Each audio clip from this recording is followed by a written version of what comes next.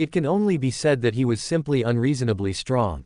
In the face of the opponent's bizarre space-time ninjutsu and signless ninjutsu, numbers were meaningless. Even Jonin would be instantly killed. This was why the Hidden Leaf Village could still persist to this day despite the attacks of two ninja villages. It can be said that as long as they can't defeat Minato Namikaze, the Hidden Cloud Village and the Hidden Stone Village will not be able to completely defeat the Hidden Leaf Village. Thinking of this, the future Fourth Lightning Shadow suddenly thought of something and asked, "How strong is that Wind Shadow? Isn't he as difficult to deal with as Minato Namikaze?" This question stunned both the Lightning Shadow and Dodai present. This was really a question they had unanimously overlooked. Dodai thought for a while and said, "This Wind Shadow of the Hidden Sand Village has taken action relatively few times, so there is not much information. According to the information collected so far, this Wind Shadow is famous for his magnet release.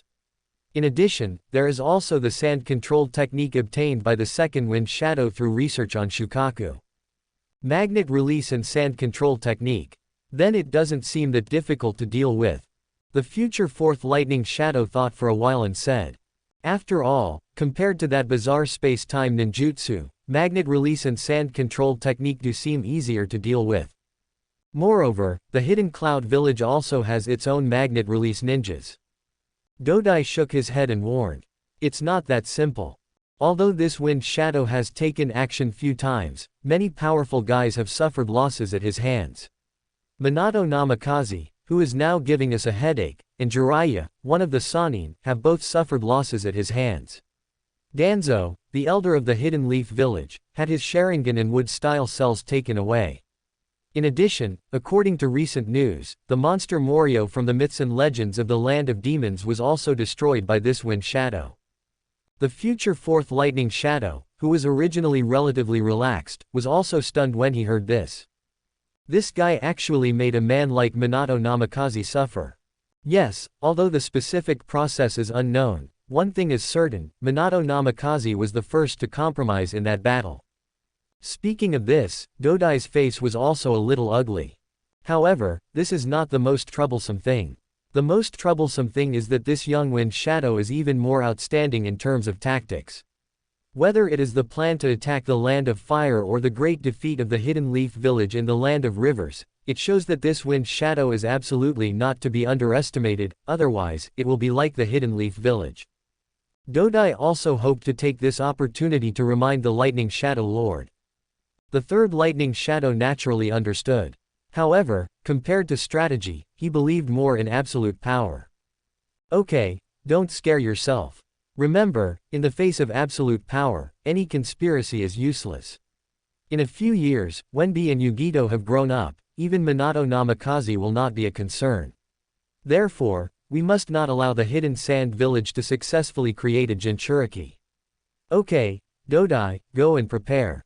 Seeing that the Lightning Shadow Lord had made up his mind, Dodai could not say anything and could only go down to prepare.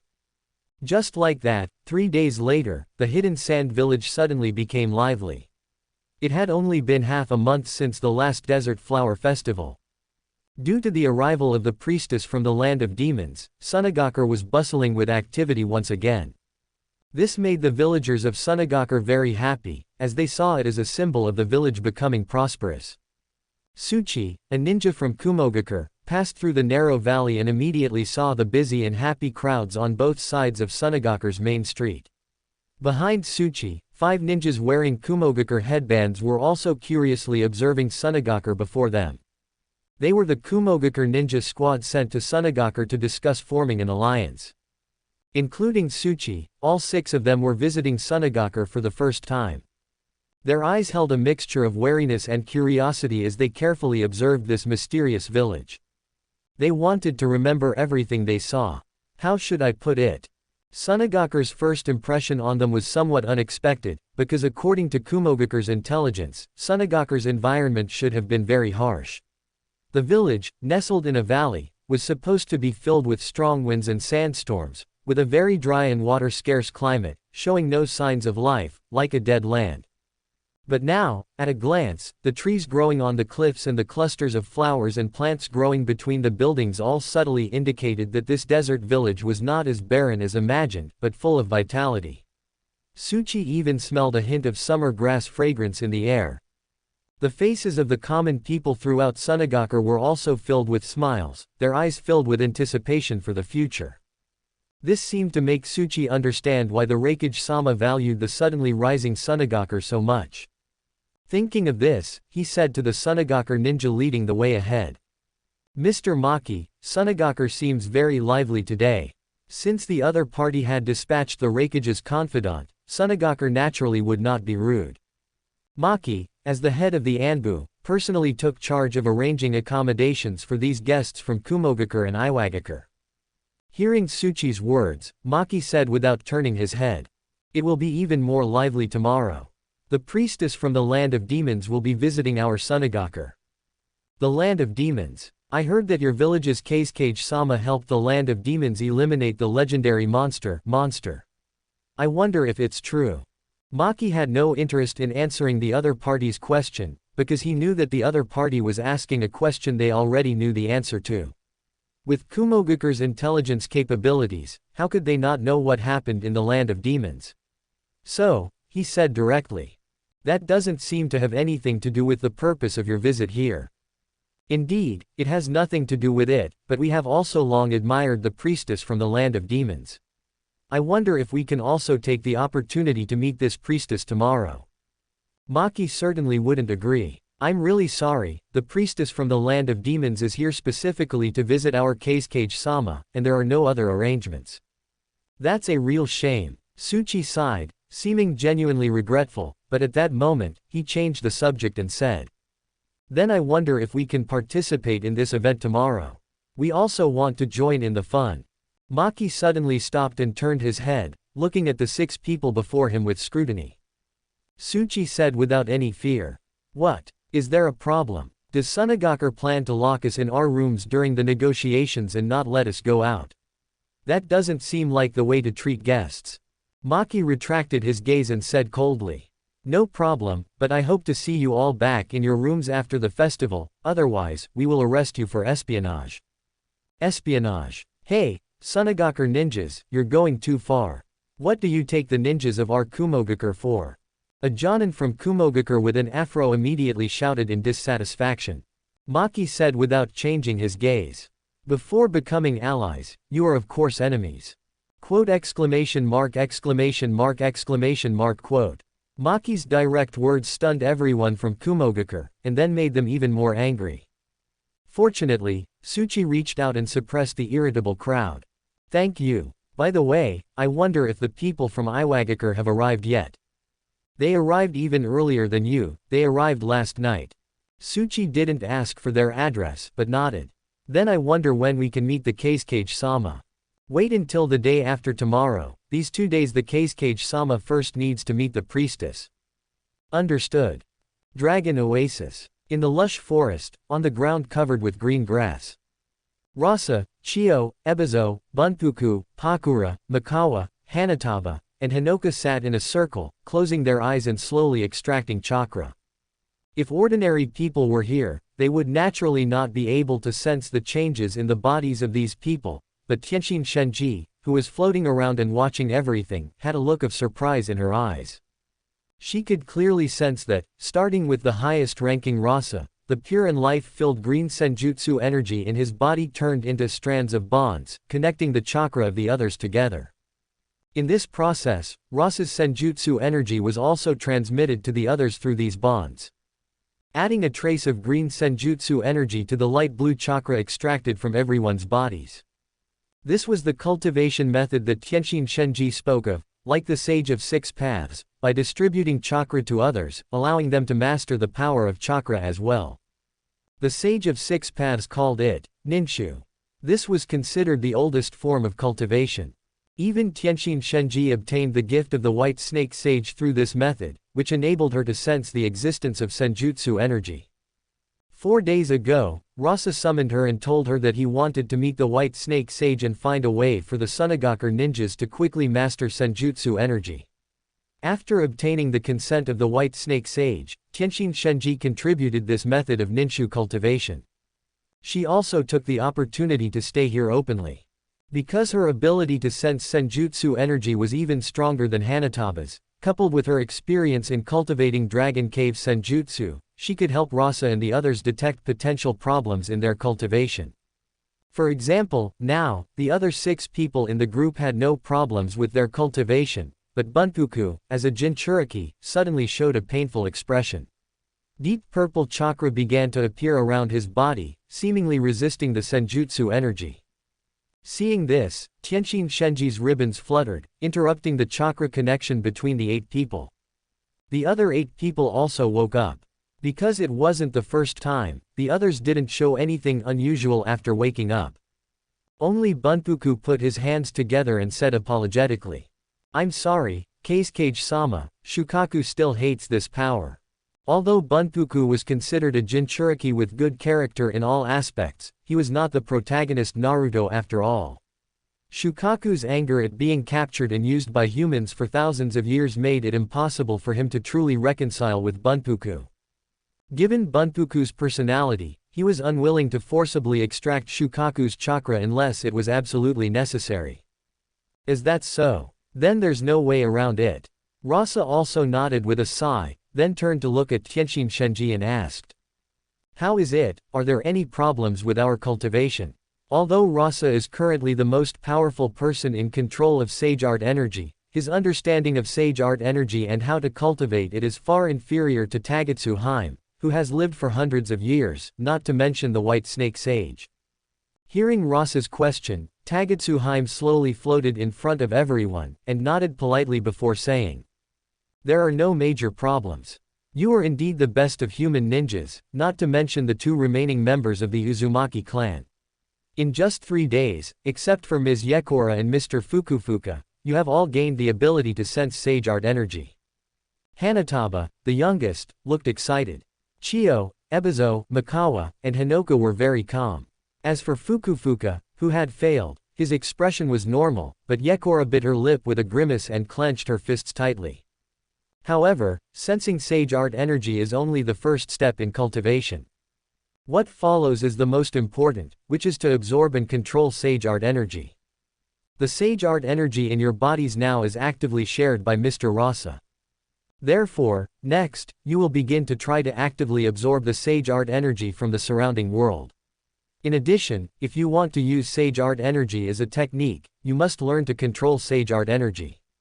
Taking the natural energy of our Raichi cave as an example, only when the ratio of natural energy, physical energy, and spiritual energy in our bodies reaches a balance of 1:1 can we use the Sage Art of our Raichi cave. Fortunately, from my observation, the Sage Art energy here is different from the natural energy of our Raichi cave. The absorption process seems to have no risks, which is a good thing. However, please be careful, and stop immediately if you feel anything is wrong. Everyone nodded and thanked Tagetsu Haim for her company these past few days. Tagetsu Haim returned the greeting and then said, "Then, Mr. Rasa, I will take my leave now. If you need anything, just summon me with the summoning technique." Although Tagetsu Haim wanted to stay here, Raichi Cave was her home. She had been away from Raichi Cave for 3 days and had to go back and report to the White Snake Sage about what had happened these past few days. "Okay, thank you. And please thank the White Snake Sage for me." "Okay." Tagetsu Haim disappeared into the forest in an instant. Rasa then turned to look at everyone. "Alright, the cultivation these past 3 days has been effective. Now that everyone can sense Sage Art energy, you no longer need me. Dragon Oasis is the place with the most concentrated Sage Art energy. Everyone can continue to try to absorb Sage Art energy here. However, I suggest that everyone cultivate separately and supervise each other, so that even if a problem is discovered, everyone can stop it in time." Everyone nodded, and Chiyo directly said, "In that case, this old woman and the 2 children, Hanataba and Hinoka, will be in a group, and you 2 men will be in a group." Everyone nodded, there was no problem. Ebizo asked, "What about the affairs in the village?" "Don't worry. For you now, nothing is more important than mastering Sage Art energy." However, Yekora, Mikawa, and Hinoka, you still have to attend tomorrow's banquet. I will have Maki inform you. Okay. Mikawa and Hinoka nodded, but Yekora suddenly said, gritting her teeth. No. I don't want to waste time on such meaningless things. I want to stay here and continue cultivating. The atmosphere suddenly became awkward. Everyone could feel Yekora's unwillingness. Of the 7 people present, except for Fukufuka because of the tailed beast, even a child like Hanataba could sense sage art energy, but she couldn't. How could the always proud Yekora bear this? Seeing this, Rasa was also a little helpless. We'll talk about your matter later.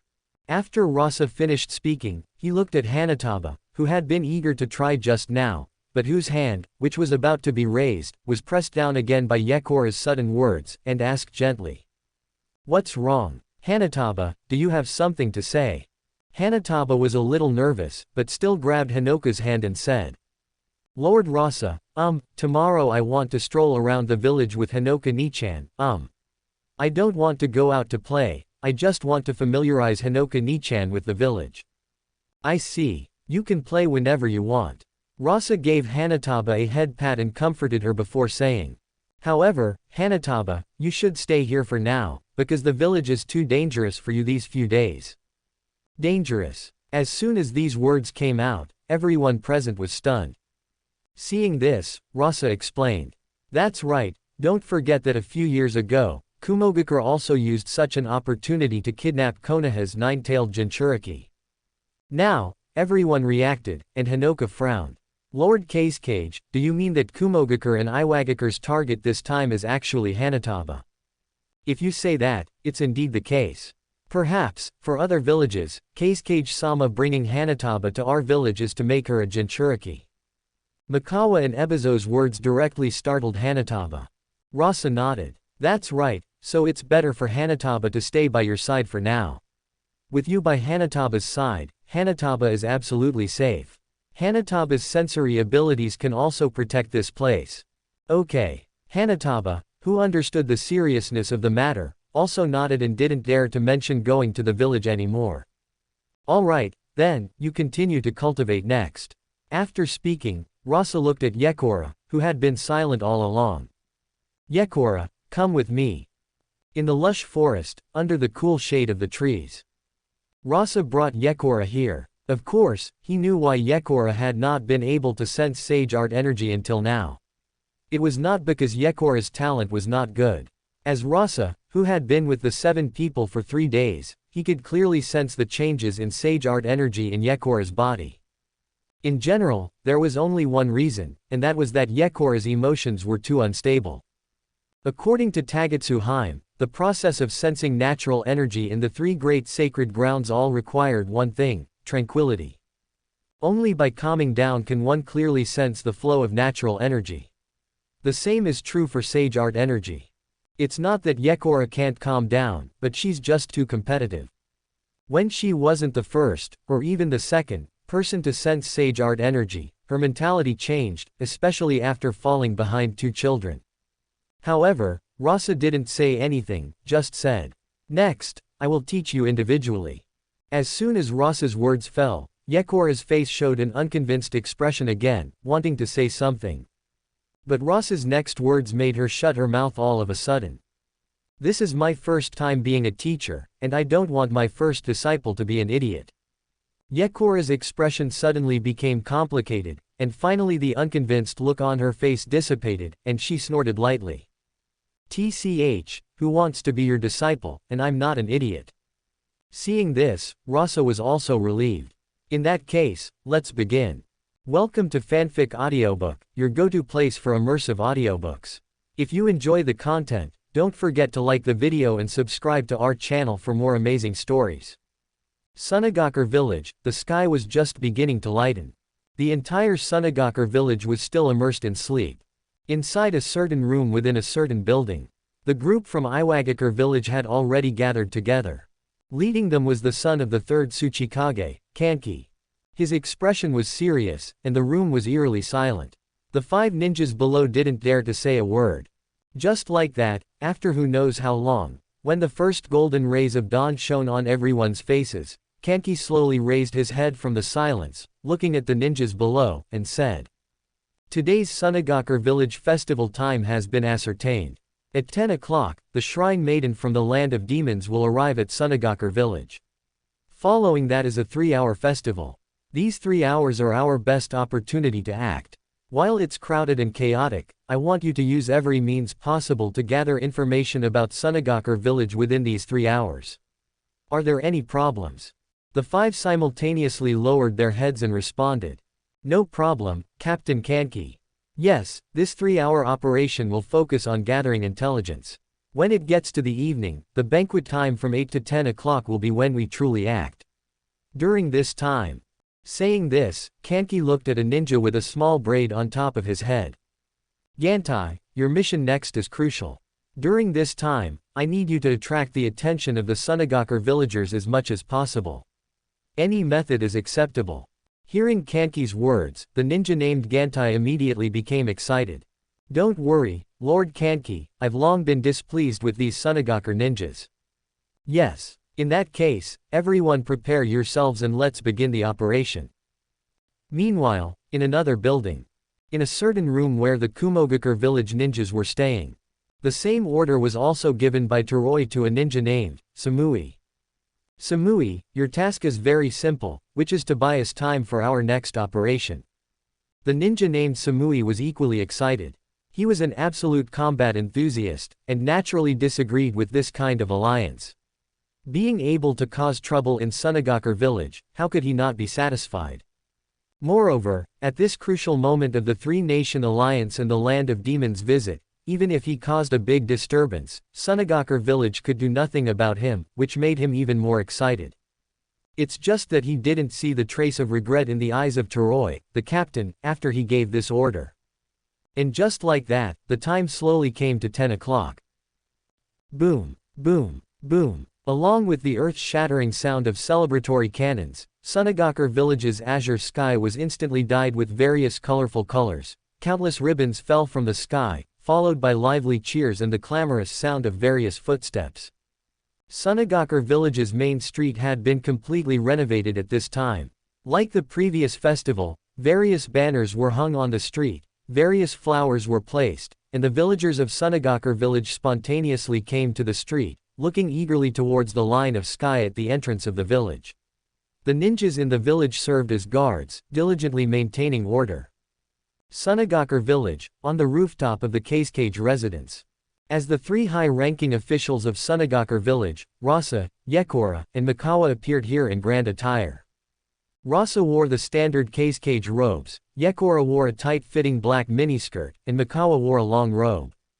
Originally, the two only needed to attend tonight's banquet, but after a day of private lessons, Yekora, who successfully sensed senjutsu energy, was in a good mood, and participated in this welcome celebration under the pretext of giving face to Rasa, the Kazekage.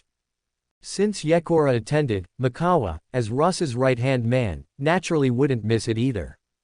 Just then, along with the sound of various musical instruments, the 3 were able to see a long, luxurious procession appearing at the entrance of Sunagakur village, in the direction of Sunagakur village's line of sky.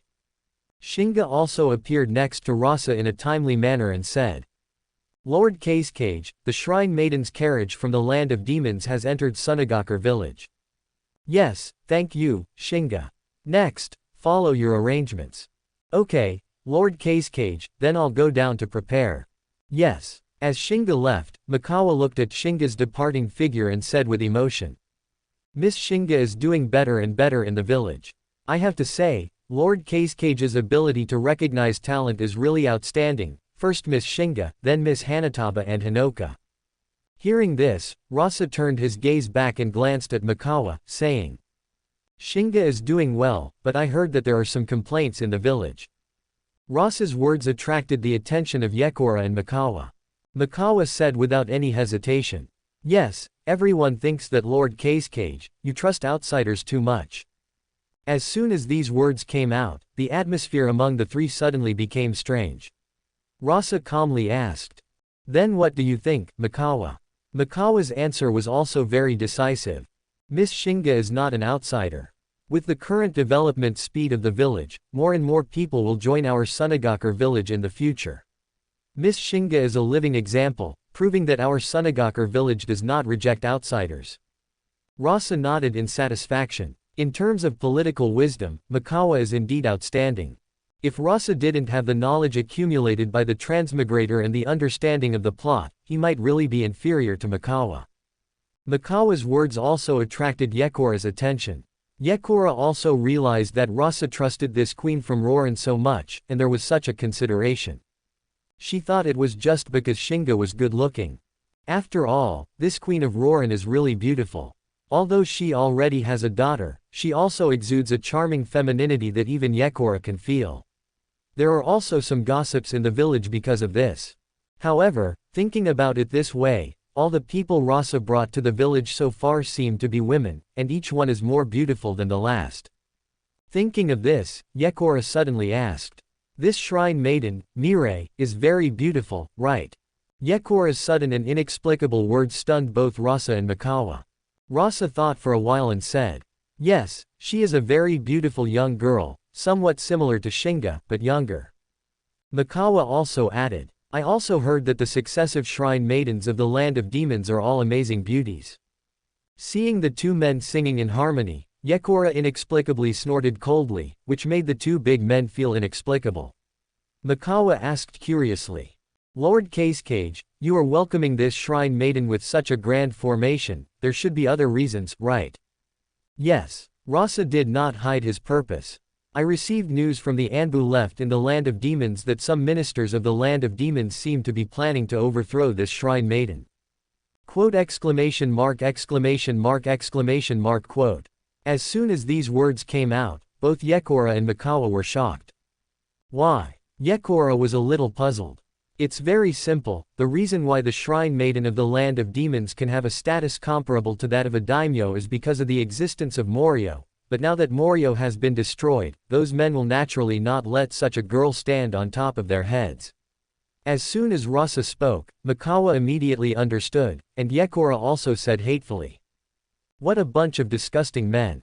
So, are you going to help this priestess? Yes, the priestesses of the past helped me eliminate the wraith, so I also promised their request to take care of the priestess in the land of demons. Of course, the requests of the past priestesses are one aspect, and considering our sand-hidden village is also another. Although the land of demons is a small country compared to the land of wind, its land area and richness are considered good among the small countries. If we can reach an alliance, we can have more choices. This made Yekora and Mikawa nod, especially after the daimyo's letter intervened in the affairs between Sand-Hidden Village and Rock-Hidden Village and Cloud-Hidden Village. Then how are you going to help this priestess?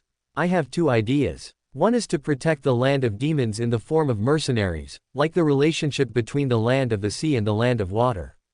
The second is to help the land of demons build a ninja village. Quote exclamation mark exclamation mark exclamation mark quote. Yekora and Mikawa were both slightly surprised. The first method was not unexpected. This is a common practice for many small countries in the ninja world, but the second. Mikawa thought for a moment and said, this may be a bit against the rules. The daimyo in other countries will not agree. Yekora pouted indifferently. We, Sand-Hidden Village, don't need others to teach us what to do. Rasa directly stated his thoughts. It would naturally be difficult to do it before, but I have a feeling that this may be an opportunity. Opportunity. Just as the two were puzzled, Maki appeared next to Rasa with a body flicker technique and said, kneeling on one knee. Lord Kazekage, as we expected, both the Cloud-Hidden Village ninjas and the Rock-Hidden Village ninjas took advantage of the crowd and confusion to try to get rid of the Anbu's surveillance. Well, as long as it's not those secret places, let them watch if they want. How can we catch big fish without releasing some bait? Yes, sir. As Maki left with his orders, surrounded by the crowd, Miko's carriage slowly arrived in front of the Kazekage building. Mr. Rasa. After not seeing him for 7 days, Miko, sitting in the carriage, dressed in a purple luxurious priestess outfit, cried out immediately when she saw Rasa, disregarding her reserved demeanor. This made the guards, Kamiya and Jippo, cough lightly, giving the priestess a look, and Miko regained her sacred appearance as a priestess. Looking at Miko, who was obviously much more cheerful than when they first met 7 days ago and had a hint of girlish youthfulness, Rasa nodded gently. Kamiya and Jippo then helped the priestess slowly walk down from the carriage. Miko walked with a reserved gait and happily came to Rasa, saluting. "We meet again, Mr. Rasa." Rasa also returned the salute with a smile. "Yes, priestess, you look much better," Miko said with a smile on her face. "This is also thanks to Mr. Rasa for eliminating the demon wraith for our land of demons." Rasa nodded and then introduced Yekora and Mikawa to Miko. "Let's go up and rest for a while. Later, I will take the priestess to visit our sand-hidden village." "Yes," Miko nodded excitedly. Under the leadership of Rasa, the group ascended the Kazekage building, which should be considered the highest power building in the entire sand-hidden village. Along the way, Miko looked very curious, looking left and right. If it were someone else, they would probably have been caught as spies by the Anbu long ago, but at this moment, everyone expressed great kindness to this priestess from the land of demons, and even specially opened some secret rooms. In this way, after a while, the group came to the highest power center of Sand-Hidden Village, the Kazekage's office. Miko looked left and right excitedly and said, "Is this where Mr. Rasa lives and works?" Rasa let everyone sit down before slowly saying, "To be precise, it's just the place to work. Kazekage is just a job for me. After the evening banquet, I can take you to my home as a guest. Karura has already prepared to welcome you, and then you can also meet Hinoka." Miko's eyes lit up and said, "That's great. Speaking of which, to be able to become Mr. Rasa's wife, Miss Karura must also be a very outstanding woman." "That's for sure." Miko smiled even more happily. However, she then said with some regret, "It's such a pity that I can only stay in Sand-Hidden Village for 2 days before I have to go back." Seeing the priestess's unhappy appearance, the guard Kamiya persuaded, "There's no way around it, priestess.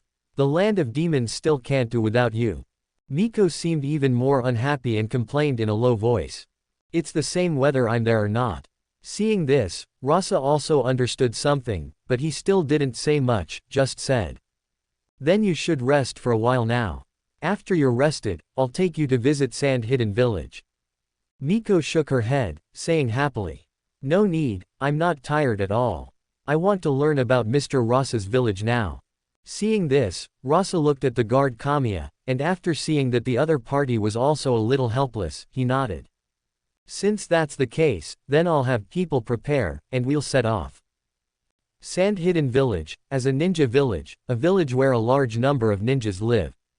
It is naturally impossible for it to be the same as ordinary towns in terms of some systems. In fact, most of the time, the entire village is under close surveillance. As the largest group in the entire village, ninjas, their lives cannot be as casual as ordinary civilians. This makes the villagers of the entire Sand-Hidden Village live under a kind of repressed rule, similar to military control.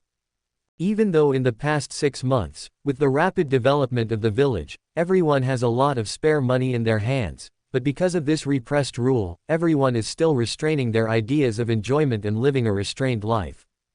But today is different. The reason why the festival can be called a festival is because on this day, the village relaxes some of the rules and restrictions on the villagers and ninjas, allowing them to have fun and enjoy themselves to the fullest on this day. Even the ninja school chooses to give the children of the school a day off on this day. On the streets of Sand-Hidden Village, Mikawa's son Kunimi, the shrine maiden Sarah, and an ordinary girl named Maki also took this opportunity to come out and play. So many people.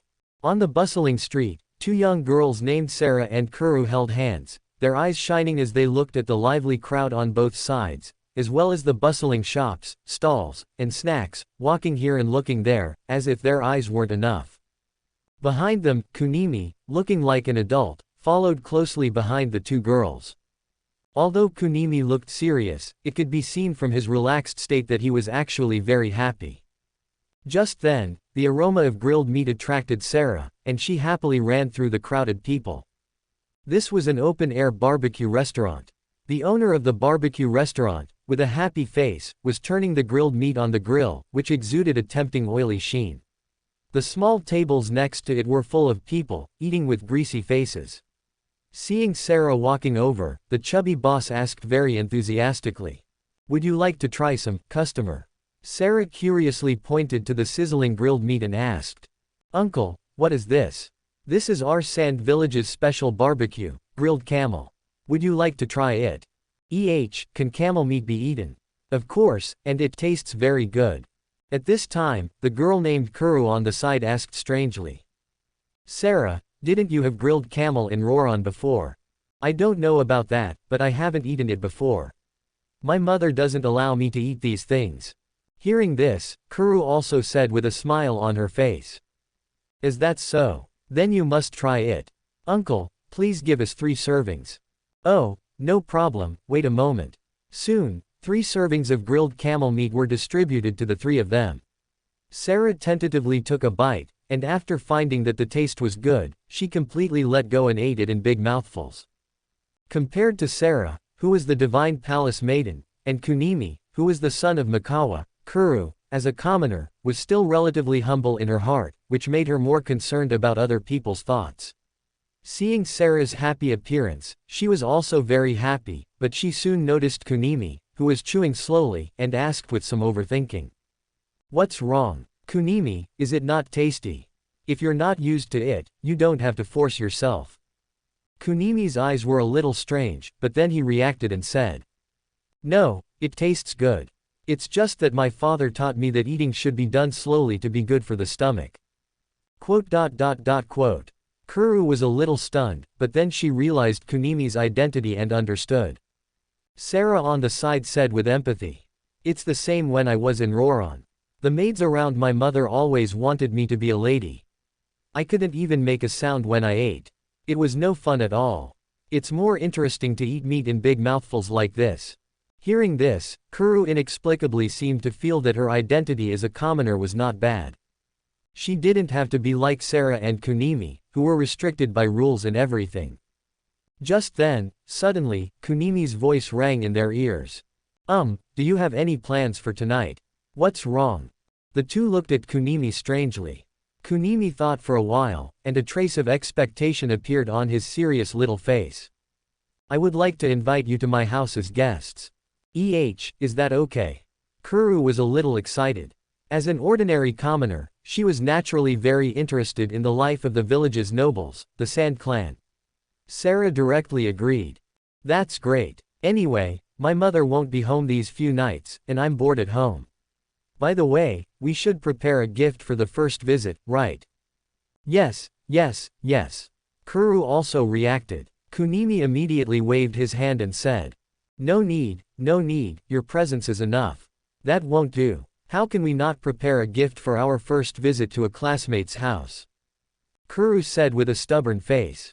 Sarah's eyes lit up. As a former princess who was confined in the palace, she was full of curiosity about the colorful life now. She immediately made a decision. I've decided, Kuru, our mission today is to choose a gift to bring to Kunimi's house. Let's go. Yeah, let's go. Seeing Sarah and Kuru's happy appearance, a smile appeared on Kunimi's serious little face, and he followed closely. And just as the 3 of them returned to the crowd, not far from where they were, in a small alley. 2 ninjas wearing Cloud Village headbands, their figures hidden in the shadows, watched the direction in which the 3 of them left. Are those them? That's right. That black-haired kid is the only son of Mikawa, a high-ranking official in Sand Village, and that red-haired girl is the former queen of Roran, now the only daughter of Shinga, the assistant to the Kazekage.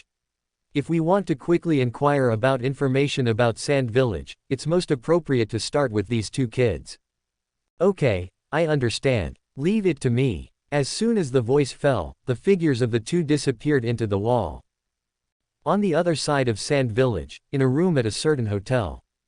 In the dark room, Wang, the ninja leading the Iwa village team this time, secretly appeared here. Opposite him was a man with a wine-stained nose and a body full of alcohol. Compared to Cloud Village's temporary intention, Iwa village had obviously prepared long ago. After the Grass Village incident, they had already sent spies into Sand Village to secretly investigate the affairs of the Uzumaki clan's orphans. Did you investigate the matter that Lord Tsuchikage asked you to investigate clearly? Facing Wangtu, a high-ranking member of the village, the wine-stained nose man asked with a nonchalant look. What is Lord Wangtu talking about? The Uzumaki clan's orphan. The wine-stained nose man did not disappoint Wangtu. Found her. That girl is called Hanataba, and she is now a disciple of Chio, the elder of Sand Village, and lives with her. Chio. That's really a tricky old woman. Is there any way to get in touch with this girl? Sorry, it was possible, but recently, this girl has suddenly disappeared. Suddenly disappeared? What do you mean? It's the literal meaning. It seems that the people of Sand Village should have sensed your purpose and hid the girl. Then can you find the place where she is hiding? The wine-stained nose man glanced at Wangtu. Wangtu took out a bag from his pocket and threw it in front of the man. After the man opened it and looked at it, a satisfied expression appeared on his face, and then he said, Sorry, I can't find it, but I can give you another special piece of information. What information? You should have heard of the green miracle that appeared in Sand Village, right? What does this have to do with the girl's hiding place? It's very simple. I discovered something. As the man spoke, he reached out and pointed in one direction. In that direction, around Sand Village, there was originally supposed to be a desert, but suddenly a strange oasis appeared. Perhaps the source of all the secrets you were looking for is in that place, but I can't guarantee it. After all, I don't have the guts to approach there. Wangtu's pupils shrank, and then he nodded and stood up and said, I understand, thank you for your hard work, these gold coins are your reward. After saying that, Wangtu's figure gradually disappeared into the floor. What Wangtu didn't see was that the wine-stained man didn't even pay attention to the brains on the table. Instead, a strange smile appeared on his face, along with pale, eerie skin, and white spores that stuck to their feet as they left. Night. The moonlight was bright.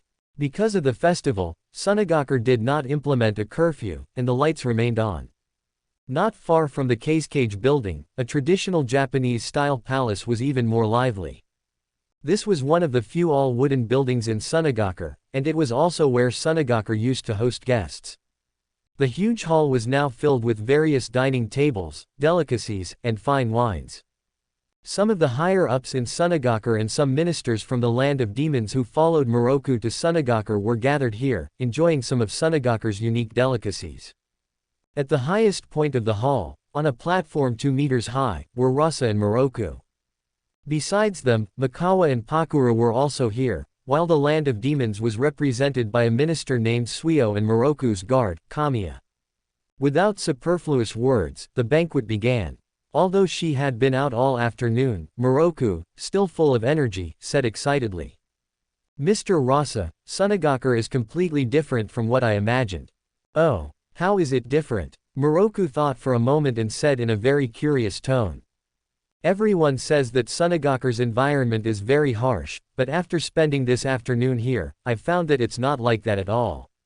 Sunagaku also has many places full of life and beauty.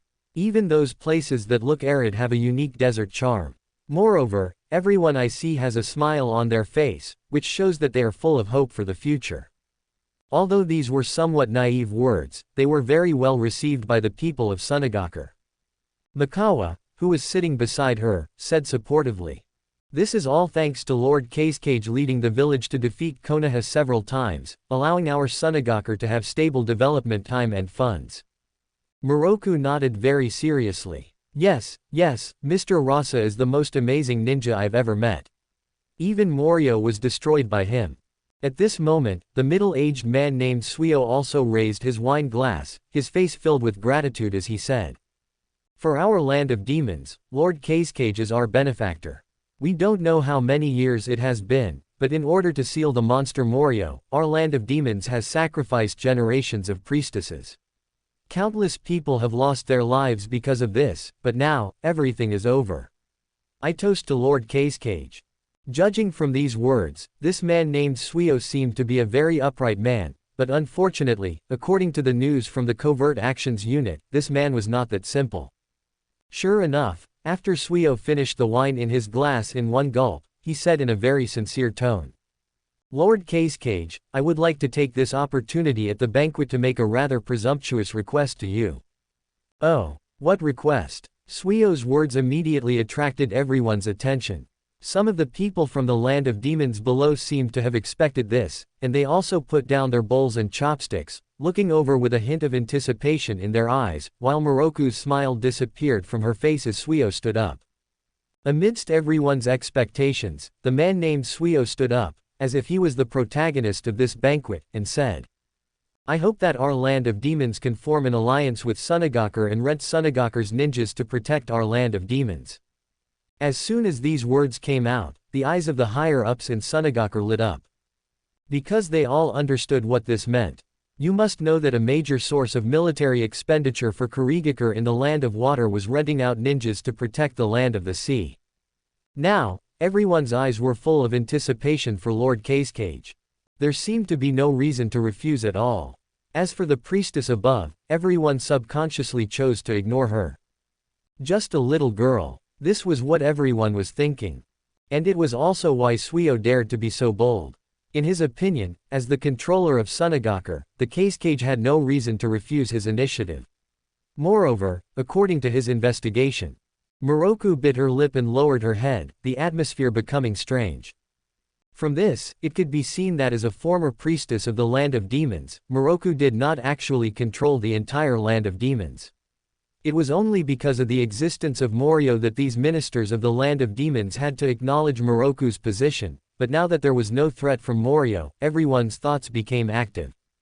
I'm afraid that among the men present, except for Kamiya, who was a guard, not a single one was willing to let a little girl who didn't understand anything stand above them. Seeing this, Rasa slowly put down the wine glass in his hand, without showing any urgency, and said calmly, "The reason why I was able to destroy Morio was not solely due to my own efforts, but because during my battle with Morio, I saw the souls of the priestesses of the land of demons from past generations and borrowed their power." Rasa's words immediately attracted everyone's attention. The people of Sunagakur seemed relatively normal, they were only interested in the Kazekage's destruction of Morio, but the people of the land of demons were different, they shouted in surprise. "What? The souls of the priestesses of past generations? Is this true?" The priestesses still had a deterrent effect in the hearts of the people of the land of demons. After Rasa said that the souls of the priestesses of past generations were still alive, those with ulterior motives in the land of demons instantly felt as if they were being targeted by the souls of the priestesses. Suio's expression also changed. Moroku raised her head again. "Of course it's true. In order to thank the priestesses of past generations for their help, I promised them that I would protect the priestess in the land of demons."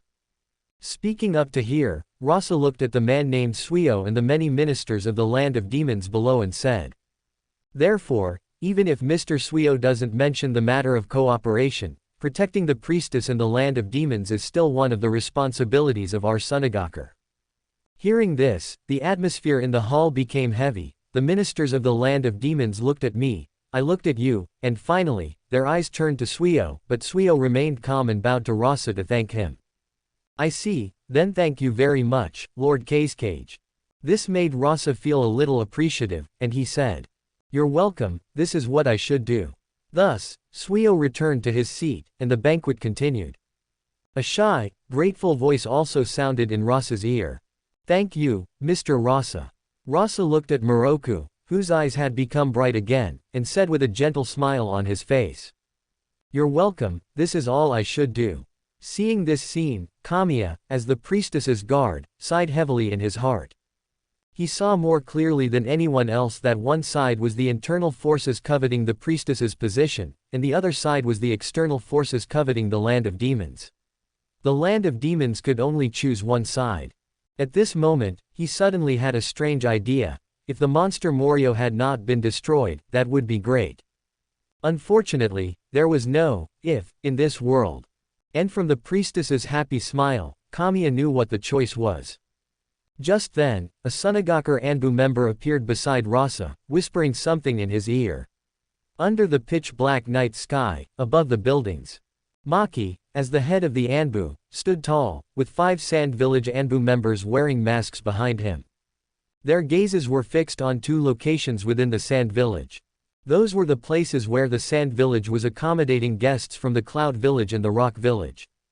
Tonight, While the Sand Village was hosting a banquet for guests from the land of demons, some disturbances unexpectedly occurred in these two locations.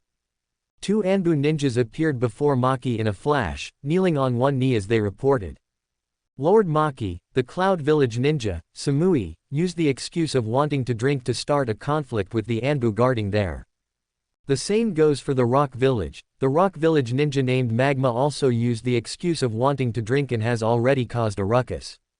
Hearing this, Maki scoffed with disdain. HMPH, they couldn't even bother to make up a better excuse. What about the others? Our people stationed inside the buildings haven't detected any unusual movements, but we suspect. The Anbu member hesitated before continuing. That those remaining in the rooms are merely clones. Maki understood his subordinate's meaning, a hint of displeasure in his eyes as he said. Go probe them. Yes. The two ninjas immediately disappeared in a flash, and at the same time, Maki addressed the 5 ninjas behind him. Have everyone be on alert and strictly monitor every movement within the village. Due to the festival, there was no curfew in the Sand Village tonight. Sarah and Maki happily carried the prepared gifts, ready to visit Kanmi's home. However, as soon as they passed through the bustling crowd and arrived at the street outside the Sand Clan's residence, the silence there startled Sarah.